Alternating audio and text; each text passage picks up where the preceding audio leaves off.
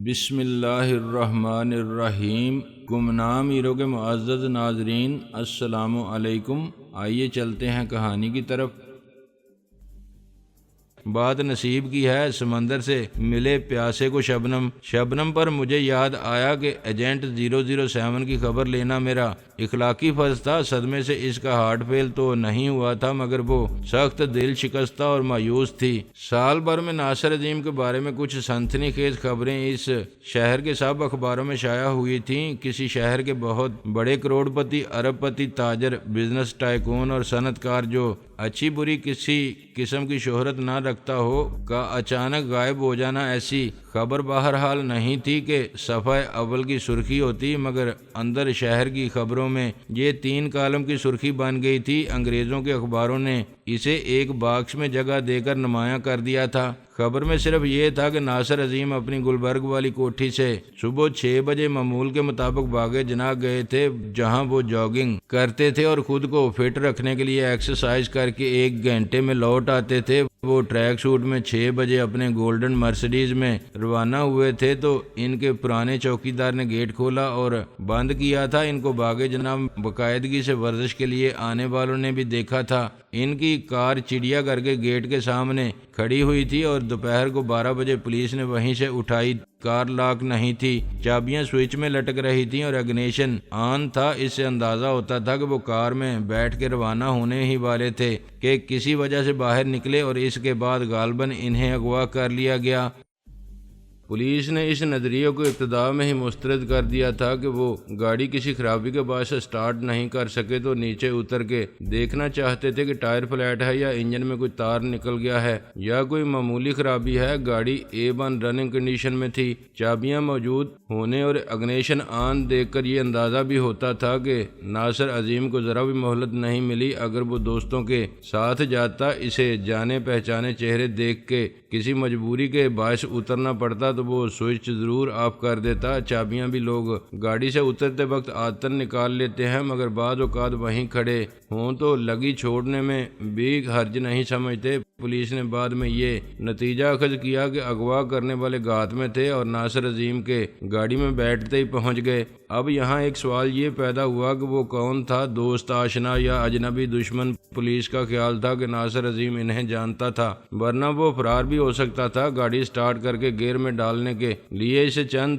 ہی second درکار تھے۔ اس کے بعد دوسرا سوال سامنے آتا تھا کہ وہ صورت آشنا تھے تو ناصر اتنی افراتفری میں کیوں اترا تھا کہ سوئچ تک آف نہیں کیا؟ وہ دشمن تھے تو انہوں نے ناصر کو گاڑی میں بیٹھنے کی مہلت بھی کیوں دی؟ اس سے پہلے بھی وہ اسے اپنے ساتھ لے جا سکتے تھے۔ وہ اس کو بہانے سے لے گئے، گن پوائنٹ پر زبردستی یا ناک آؤٹ کر کے وہ پہلے سے گاڑی میں موجود تھے یا باہر انتظار کر رہے تھے، کسی دوسری کار میں بیٹھے تھے؟ ناصر نے مزاحمت کی یا نہیں؟ ایسے سوالات بعد میں بہت اٹھے۔ پولیس نے سب کا جواب اپنی ذہانت کی شاندار روایت کو برقرار رکھتے ہوئے یوں دیا کہ جس کا جو مطلب چاہے نکالے اور جو چاہے سمجھے۔ ناصر عظیم کے بہت سے کاروبار تھے۔ این اے انٹرپرائزز کے نام سے کنسٹرکشن کمپنی تھی۔ اس کی کامیابی اور دولت مندی کا نقطہ آغاز یہی کمپنی تھی۔ اس نے چھوٹے ٹھیکے لیے، پھر بڑے ٹھیکے لیے اور سرکاری حکام سے مل کے خوب کمایا، کھایا اور کھلایا۔ ریت میں اتنا سیمنٹ استعمال کیا جتنا آٹے میں نمک، اور دیواریں کھڑی کر دیں۔ غیر موجود ندی نالوں پر فرضی پل بنا دیے جن کا وجود صرف کاغذی نقشوں تک محدود تھا۔ دیہات اور قصبوں میں سینکڑوں میل لمبی سڑکیں بنا دیں جن کا سراغ اسکاٹ لینڈ یارڈ والے بھی نہیں لگا سکتے تھے۔ جب پکڑے جانے کا وقت آیا تو کمپنی دیوالیہ ہو کے بند ہو گئی اور عدالت میں صرف کیس رہ گیا۔ این اے انٹرپرائزز والوں نے امپورٹ ایکسپورٹ کے شعبے کو پھیلایا اور اسمگلنگ کی دنیا کو سکندر اعظم کی طرح فتح کر لیا۔ ناصر عظیم کا اصول تھا کہ بے ایمانی اور بدماشی کبھی ہاتھ میں رہ کے نہیں کرنی چاہیے۔ ہاتھ جب مارو بڑا مارو، قسمت چور کا بھی ساتھ دیتی ہے اور ڈاکو کا بھی۔ نہ پکڑا جائے تو فائدے میں ڈاکو رہتا ہے، پکڑا جائے تو دونوں برابر۔ وہ بلڈوز کر کے راستہ بناتا تھا، جہاں دوسرے 1000 روپے کی رشوت دیتے تھے وہ 1 لاکھ خرچ کرتا تھا، چنانچہ دوسرے 1 لاکھ منافع کھاتے تھے تو وہ 1 کروڑ کھاتا تھا۔ لیکن یہ پرانی باتیں تھیں۔ بعد میں این انٹرپرائزز نے ملک کے اندر ہی کاروبار کی منصوبہ بندی کی۔ 3 بڑے شہروں میں ان کے سپر سٹور قائم ہوئے۔ بعد میں ان کی تعداد 5 ہو گئی۔ ان کے متوازی ملک کے شمالی پہاڑی علاقوں میں ٹورسٹ ان اور ہوٹل بنائے۔ اگلا مرحلہ صنعت میں قدم رکھنے کا تھا۔ فیصلہ آباد میں ایک ٹیکسٹائل مل اور بہاولپور کے قریب شوگر مل، کراچی میں نائلون فائبر اور کارگو کنٹینر سروس، ان سب کا مالک ناصر عظیم تھا، مگر پس پردہ بہت سے فرضی نام تھے۔ ان کے بورڈ آف ڈائریکٹرز میں ناصر عظیم کی بیوی، اس کے ماں باپ، بھائی بہن اور سالے ساس سسر تک شامل تھے۔ ناصر عظیم خود بڑی خاموش زندگی گزارتا تھا۔ اسے پبلک لائف میں آنے کا بالکل شوق نہیں تھا۔ اس کا حلقہ احباب محدود تھا، اور حقیقت یہ ہے کہ اس کے بارے میں عام لوگ کیا کاروباری حلقے اور صحافی حضرات بھی بہت کم جانتے تھے۔ وہ صحیح معنوں میں اپنے کام سے کام رکھنے والا، گمنام رہ کے بزنس اور پرائیویٹ لائف کی مصروفیات میں وقت گزارنے والا شخص تھا۔ پولیس کو گمشدگی کی رپورٹ دینے والی ناصر کی بہن تھی، مگر وہ اس سے زیادہ کچھ نہ بتا سکی کہ ناصر بھائی کا دشمن کوئی نہیں تھا۔ اس کی بہن قمر النساء خود بھی ایک فیشن بوتیک اور ایک بیوٹی پارلر کی مالک تھی۔ پولیس نے ناصر کے واحد قریبی دوست ڈاکٹر کمال کا بیان بھی لیا۔ انہیں ناصر کی کوٹھی میں ایک ریٹائرڈ کرنل بھی ملا، جس نے کہا کہ وہ ناصر عظیم کا سسر ہے، مگر اس کے بیان سے بھی تفتیش میں کوئی مدد نہ ملی۔ پولیس نے کوٹھی کے ملازمین سے بھی پوچھ گچھ کی۔ یہ سب معمول کی کارروائی تھی۔ اگر ان پر دباؤ ہوتا تو شاید وہ زیادہ دوڑ دھوپ کرتے، مگر اغوا ہونے والے کے وارث بالکل ڈھیلے لوگ تھے۔ پولیس کی اصطلاح میں وہ لوگ جو خود پولیس کے لیے کچھ نہ کریں اور پولیس سے توقع رکھیں کہ ان کے لیے سب کچھ کرے۔ کسی نے DIG یا IG سے اپیل نہیں کی۔ تاجروں کی کسی انجمن نے بیان نہیں دیا۔ کسی سیاسی جماعت کے MPA یا MN نے دلچسپی نہیں لی۔ اس کیس کی تفتیش سے کیا ملتا؟ پولیس کے ریکارڈ میں 20-30 سال پرانے قتل، اغوا، ڈکیتی کے کیس نامعلوم ملزمان سے منسوب ہیں جو کبھی پکڑے نہیں گئے۔ یہ بھی ایک ایسا ہی کیس تھا۔ اصل بات یہ ہے کہ اس کیس کو دبانا مقصود تھا۔ جرم کا سراغ لگانے کے لیے شور ہنگامہ، دوڑ دھوپ سب کرنا پڑتا ہے۔ کیس دبانے کے لیے کچھ بھی نہیں کرنا پڑتا، خصوصاً ایسے کیس میں جہاں شک میں بھی کسی کو پکڑنا ممکن نہ ہو، ورنہ تفتیش کے نام پر کچھ دن تو تھانے میں رونق رہتی ہے۔ اس واقعے سے جو بہت زیادہ سنسنی خیز بھی ثابت نہیں ہوا، چند ماہ قبل ایک اور واقعہ پیش آیا تھا۔ اس کا علم کسی کو بھی نہیں، مگر وہ میرے لیے واقعی سنسنی خیز تھا۔ میں ایک کاروباری مسئلے میں کسی پارٹی سے فائنل بات کرنے کے لیے لندن گیا تھا۔ کرنل خان کی سرپرستی میں آنے کے بعد میں نے بڑی خاموش، پرسکون اور متوازی زندگی گزاری تھی۔ میں نے کامل یکسوئی کے ساتھ بہت سے کام کیے تھے۔ میں نے اپنے سارے ناجائز کام جو پہلے میں دوسروں کے لیے کرتا تھا اور پھر خود کرنے لگا تھا، ختم کر دیے تھے اور اپنا سرمایہ منافع بخش کاروبار میں لگا دیا تھا۔ یہ میری محنت تھی، خان جی کی رہنمائی اور خدا کی مہربانی کے میں نے جس کام میں بھی ہاتھ ڈالا مٹی سے سونا بنانے لگا۔ میں نے کرنل خان سے مارشل آرٹ سیکھا تھا اور کچھ وقت روحانیت کے لیے بھی وقف کیا تھا۔ اس سے مجھے ذہنی یکسوئی، اطمینان قلب اور خود اعتمادی کا نیا تجربہ حاصل ہوا تھا، اور یہی وہ زمانہ تھا جب میرے جیسا خانہ بدوش اور شترے بے مہار، آوارہ مزاج اور جہاں گرد ہر ایک سے محبت جتانے اور محبت مانگنے کے بعد محبت کے نام سے نہ آشنا، محبت کی تقدیس کو نہ سمجھنے والا، جنس اور ہوس کی طلب کو محبت کا نام دے کر بدنام کرنے والا، پہلی بار اس محبت میں گرفتار ہوا جس کا وہ خود مذاق اڑاتا تھا۔ پاکیزہ محبت، مائی فٹ، افلاطونی محبت، بکواس، لیلا مجنو کا عشق، سب قصے کہانیاں۔ مرد اور عورت کا ازل سے وہی ایک تعلق، وہی ایک رشتہ ہے۔ شاعروں، افسانہ نگاروں نے اس کو ڈرامہ بنا دیا، ورنہ حقیقت وہی ایک ہے کہ حیوانی جذبے انسان کی جبلت میں شامل ہیں۔ بھوک کی ایک قسم ہے عشق۔ جب بھوک مٹانے کا موقع مل جاتا ہے تو پھر وفا کیسی، کہاں کا عشق۔ جب سر پھوڑنا ٹھہرا تو پھر اے سنگ دل تیرا ہی سنگ آستاں کیوں ہو۔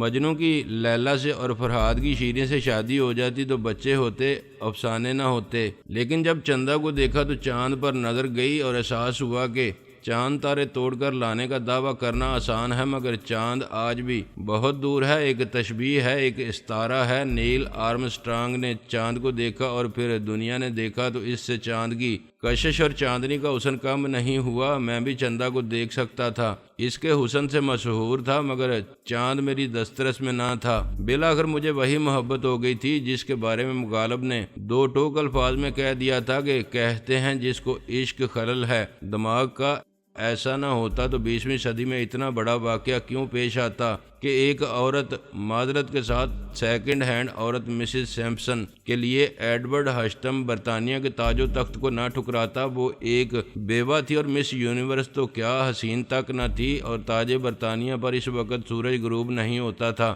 آدھی دنیا پر ایڈورڈ ہشتم کی حکومت ہوتی تو اسے ساری دنیا کی حسین عورتوں میں سے انتخاب کرنا کیا مشکل تھا، مگر اس نے عشق سے زیادہ مشکل کام کیا۔ جیسے فرہاد نے تیشے سے نہر نکالی تھی، یہ اتنا ہی مشکل اور بظاہر ناممکن نظر آنے والا کام تھا، مگر جب عشق سکھاتا ہے آداب خود آگہی تو پھر یہی ہوتا ہے۔ خود مجھے اندازہ ہوا کہ منزل عشق کی مسافت تو میں پہلی بار طے کر رہا ہوں۔ کئی بار میں پہلے بھی لندن آیا تھا اور ہر بار یہاں کی حسن و عشق سے نئی فتوحات کے غرور میں سرمست لوٹا تھا، لیکن یہ پہلی بار تھا کہ میں نے پرانے رشتے فراموش کر دیے اور کسی کی نظر التفات کا اشارہ ملا تو نظر انداز کر دیا۔ اب میرے لیے ہر طرف چندہ تھی، لندن کے کوچہ و بازار کی صبحوں میں چندہ تھی اور پیرس کے شبستانوں میں چندہ تھی۔ میں چندہ کا اسیر تھا اور چندہ کے لیے پاگل تھا، جسے صحیح معنوں میں کہا جا سکتا تھا۔ میں ہوٹل سے نکلتا تھا تو سارا دن کاروباری مصروفیات میں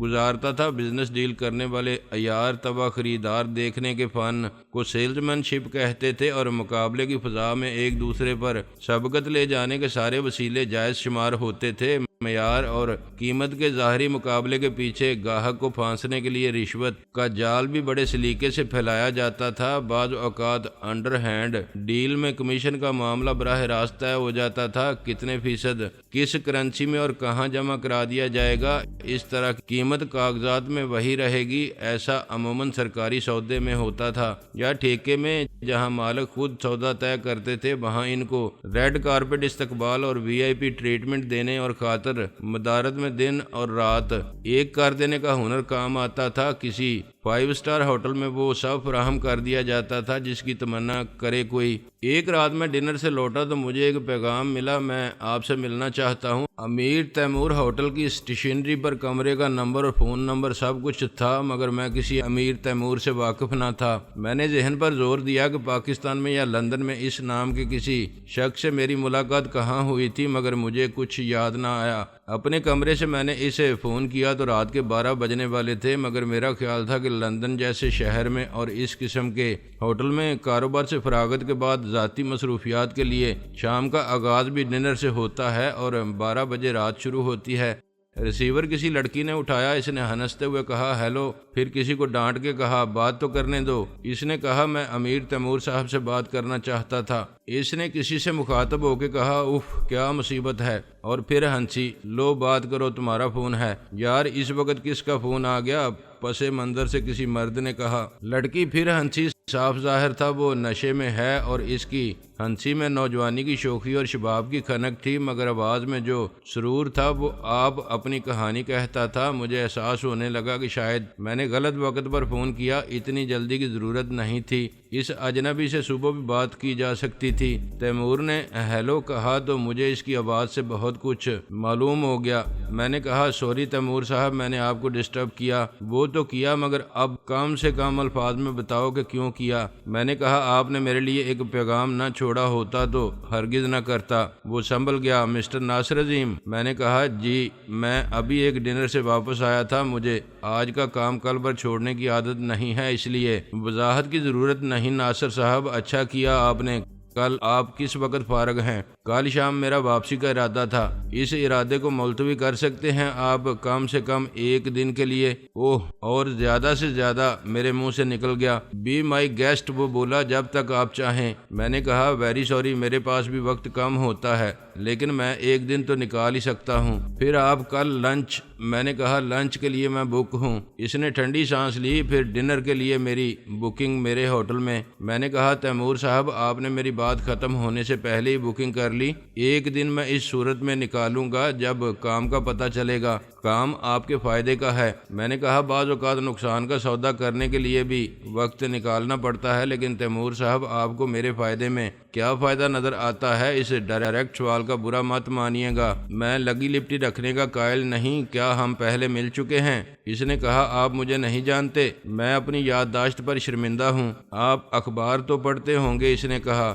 اخبار تو پڑھنا پڑتا ہے، پھر تو سیاست سے بھی دلچسپی ہوگی آپ کو۔ یہ ضروری تو نہیں، میں نے کہا میں کاروباری آدمی ہوں، کاروبار آج کل سیاست سے الگ نہیں رہا اور سیاست کاروبار سے الگ نہیں، وہ میں سمجھتا ہوں، اس کے لیے سیاست میں میری دلچسپی بھی محدود ہے۔ میں مجموعی سیاسی فضا پر نظر رکھتا ہوں اور میرا کاروبار ابھی تک سیاسی فضا سے متاثر نہیں ہوا۔ کیا آپ سیاستداں ہیں؟ میں اچھا خاصا مشہور سیاستداں ہوں، اس نے قدرے طنزیہ ناگواری سے کہا۔ میری بدقسمتی کہ آپ مجھے نام سے بھی نہیں جانتے، خیر یہ بتائیے کل کس وقت؟ میں نے کہا تیمور صاحب آپ نے ابھی تک یہ بھی نہیں بتایا کہ میرا آپ سے ملنا کیوں ضروری ہے۔ وہ ہنسنے لگا، بھائی میں ایک بزنس مین بھی ہوں۔ میں نے کہا کیا بزنس ہے آپ کا؟ ناصر صاحب کچھ ملاقات پر بھی چھوڑ دیجئے، ساری باتیں اس وقت ٹیلی فون پر ممکن نہیں۔ میں نے کہا آپ کے پاس میرے لیے کوئی بزنس پرپوزل ہے؟ ایسا ہی سمجھیے، کاروبار کا مطلب صرف خرید و فروخت ہی تو نہیں ہوتا، باہمی اشتراک سے کوئی کام کیا جائے جس میں آپ کو بھی فائدہ ہو اور مجھے بھی، وہ بزنس ہے۔ میں نے نیم سنجیدہ لہجے میں کہا لیکن مسٹر تیمور آپ میرے پاس بینک آف انگلینڈ میں ڈکیٹی کا کوئی فول پروف منصوبہ لے کر آئیں اور یہ کہیں کہ میں آپ سے اشتراک کروں کیونکہ یہ بزنس ہے جس میں ہم دونوں کا فائدہ ہے، تو میں ایسے بزنس میں شریک نہیں ہو سکتا۔ درمیان میں شاید اس نے کچھ پیا تھا اور ایک بار کوئی ایسی حرکت کی تھی جس پر ہنستے ہوئے مصنوعی غصے سے اس کو بے شرم بھی کہا تھا، اور تیمور بلا شبہ ایسا ہی تھا، چنانچہ زندگی کی رنگینی سے پوری طرح لطف اندوز ہو رہا تھا۔ مشکل یہ تھی کہ بزنس میں فریق ثانی کے ذاتی اخلاق، کردار کی خوبی یا خامی کو بنیاد بنا کے کوئی فیصلہ نہیں کیا جا سکتا، کاروبار صرف اعداد و شمار پر چلتا ہے۔ تیمور نے کہا یہ ہو سکتا ہے کہ بینک آف انگلینڈ میں ڈکیٹی سے زیادہ منافع بخش پرپوزل آپ دیں اور مجھے قائل کریں۔ See you tomorrow 8 o'clock۔ 8 o'clock will be fine, میں نے کہا اور ریسیور رکھ دیا۔ میرے پاس اگلا پورا دن تھا۔ دوپہر تک میری ملاقات بہت سے پاکستانی اور بھارتی تاجروں سے ہوئی جو گزشتہ نصف صدی میں وہاں اپنے قدم جما چکے تھے اور سفید فام حریفوں کے متعصبانہ رویے کے باوجود اپنا ہلکا اثر پیدا کرنے میں کامیاب تھے۔ حیرت انگیز طور پر گوروں کے خلاف اتحاد کا مظاہرہ کرتے ہوئے پاکستانی اور بھارتی اپنے سیاسی اور مذہبی اختلافات کو بالکل بھلا دیتے تھے اور وہاں صرف ایشیائی بن کے ایک دوسرے کے مفادات کا تحفظ کرتے تھے، سوائے چند دنوں کے، مثلاً 14 اگست یا 23 مارچ اور 23 جنوری کو، جب سفارت خانوں کی یا کسی قومی تنظیم کی طرف سے نیم سرکاری اجتماعات ہوتے تھے، ملی نغمے گائے جاتے تھے یا جذباتی تقریریں کرنے والے دونوں کو ان کے قومی اختلافات یاد دلاتے تھے۔ سارا سال وہ ایک رہتے تھے، سماجی تقریبات، تہوار اور خوشی غمی میں وہ ایک دوسرے کے شریک رہتے تھے، تاہم دونوں اپنے اپنے وطن میں عزیز و اقارب سے پورا رابطہ رکھتے تھے۔ ملکی اخبارات پڑھ کے اور ملکی ریڈیو کی نشریات کے ذریعے ملکی حالات و مسائل سے پوری طرح باخبر رہنے کی پوری کوشش کرتے تھے۔ جب میں نے ان سے امیر تیمور کے بارے میں پوچھا تو میری کم علمی پر کچھ پاکستانی حیران ہوئے۔ کمال ہے، تم پاکستان میں رہتے ہو اور امیر تیمور کو نہیں جانتے؟ میں صرف اس امیر تیمور کو جانتا ہوں جس کو تاریخ میں تیمور لنگ کہا جاتا ہے۔ میں نے کہا پی ایل ایف پارٹی کا نام تو سنا ہوگا؟ میں نے کہا اب اتنا بھی بے خبر نہیں، میں دراصل عملی سیاست، سیاسی تبصرے اور جائزے، کالم اور بیان، یہ سب پڑھنے کے لیے میرے پاس وقت نہیں ہے اور پھر یہ میری فیلڈ بھی نہیں ہے۔ ایک جلا وطن سیاستداں 20 سال پہلے لندن آئے تھے تو ملکی خزانے سے لوٹا ہوا سارا مال بھی ساتھ لے آئے تھے اور اب گوروں کے دیش میں اس مال غنیمت سے کاروبار سیٹ کر کے خود بھی سیٹل ہو چکے تھے۔ زندگی خوشحال اور عیاشی میں گزر رہی تھی، مگر سیاست کا چسکا ایسا منہ کو لگا تھا کہ لندن سے بیان بازی کرتے رہتے تھے۔ ایک سیاسی جماعت کے لندن آفس میں ان کی بیٹھک تھی، مگر انہوں نے لیٹر ہیڈ پر بھی کچھ وطن پرست مذہبی اور سماجی تنظیمیں قائم کر رکھی تھیں، چنانچہ وہ ہر قسم کے مذہبی بیان بڑے ذوق و شوق سے دیتے تھے۔ ٹی وی پر بے حیائی کی مذمت جس کا کوئی پروگرام وہ نہیں دیکھتے تھے۔ نظام تعلیم کی مذمت جس سے ان کا کبھی واسطہ نہیں رہا تھا اور نہ ان کی موجودہ نسل کا تھا۔ غیر شرعی قوانین کے نفاذ کی مذمت ان کا فلسفہ یہ تھا کہ بے شک ہم سیاست سے دور ہو گئے مگر سیاست تو ہم سے دور نہیں ہوئی، چھوٹتی نہیں ہے منہ سے یہ کافر لگی ہوئی۔ آدمی کو خبروں میں ان رہنا چاہیے، کیا پتہ کل پھر حالات موافق ہوں تو میدان سیاست میں اترنا یا کودنا پڑے۔ انہوں نے فرمایا شاہ عالم اس پارٹی کا چیئرمین ہے۔ کون سی پارٹی کا؟ میں نے بے خیالی میں کہا۔ او یار PLF، پیس لو فریڈم پارٹی، کیا چن کے نام رکھا ہے جی۔ انہوں نے میرے ہاتھ پر ہاتھ مارا۔ آپ کا مطلب ہے اس پارٹی میں پیس لو فریڈم نام کی چیز کا کوئی وجود نہیں؟ لو جی بولے بادشاہ ہو، یہ چیز دنیا میں کہاں ہے تو ہم کو بھی بتاؤ۔ امن کدھر ہے؟ گھر میں امن نہیں، باہر امن نہیں، خاندان محلے میں امن نہیں، ملک میں دنیا میں کدھر ہے لو؟ بس فلموں میں لو ہے۔ بڑے سوہنے سوہنے گانے ہیں وہ اپنا دلیپ کمار، اس کو دیکھا ہے میں نے تو جناب علی اب رہ گئی فریڈم تو بندہ کوئی دنیا میں آزاد ہے، پیدا ہوتے ہی غلامی شروع ہو جاتی ہے، بڑا بھائی، ابا، چاچا، ماما صاحب کی غلامی، خیر جی گھر والی کی غلامی، سڑک پر قانون کی غلامی، ملازمت غلامی، کاروبار غلامی، مالک تو ہوا جی گاہک اور ملک کا غلام ہے۔ اس سے پہلے کہ وہ غلام کی مزید مثالوں سے وضاحت کرتے میں نے کہا شاہ عالم کی بات کر رہے تھے آپ؟